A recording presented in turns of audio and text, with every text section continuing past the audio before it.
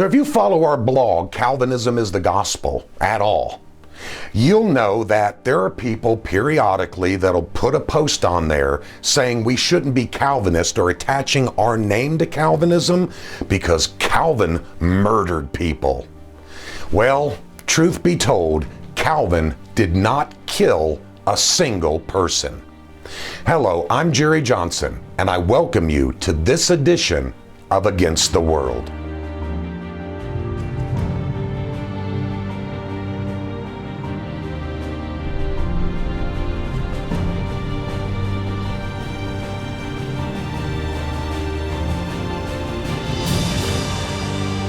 This episode of Against the World is brought to you by the Puritan Hard Drive.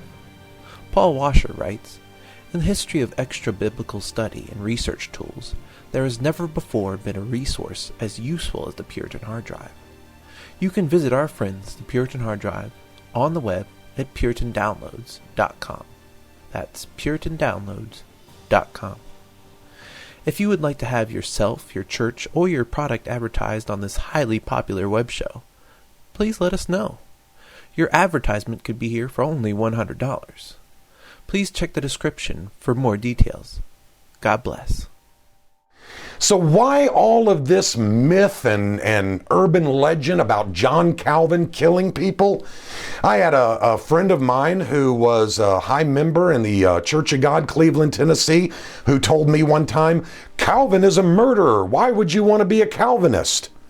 I had another Roman Catholic tell me one time that in Geneva, Calvin murdered 50 Roman Catholics.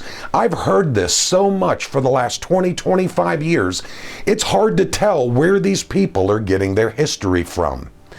But for the sake of brevity, let me do my best to set the record straight. Now, first off, Calvin is no one to be idolized.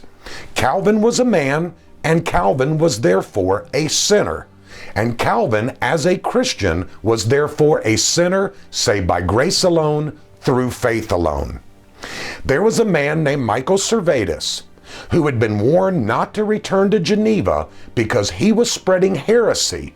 And back then, it was viewed that if you are spreading heresy and people believe it, you are condemning their souls to hell.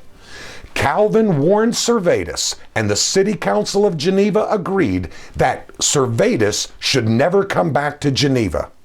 When he did return to continue to espouse his heresy, Calvin pointed him out to the civil magistrate, and he was arrested. Servetus was then tried as a heretic by the governing authorities of Geneva. He was found guilty, and he was sentenced to death. Now, here's the analogy, if I can give out one.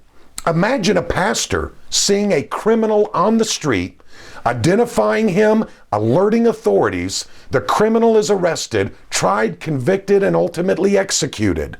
Would you really say that pastor murdered the man? His crimes are what got him in trouble with the governing authorities. His crime was punishable by death, and he knew it, and he still came back. That's what happened to Michael Servetus.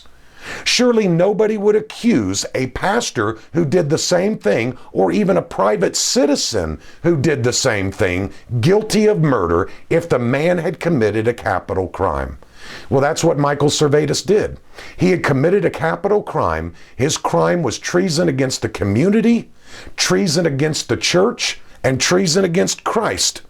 Now that's foreign to our American ears that someone could actually be tried for treason to Christ. But in a traditional Christian culture, that would happen. You may not like it, but that would happen.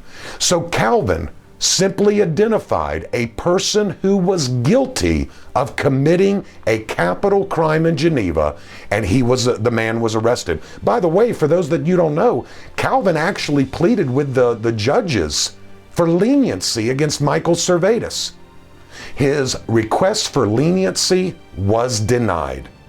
So for all of you that think John Calvin murdered people, there's one person that Calvin turned in that we really know of as far as the historical record goes who was executed. So please stop showing your ignorance, stop repeating lies, and false histories and actually read the history for yourself. Until next week, this is Jerry Johnson standing contra mundum and with the City Council of Geneva against the world.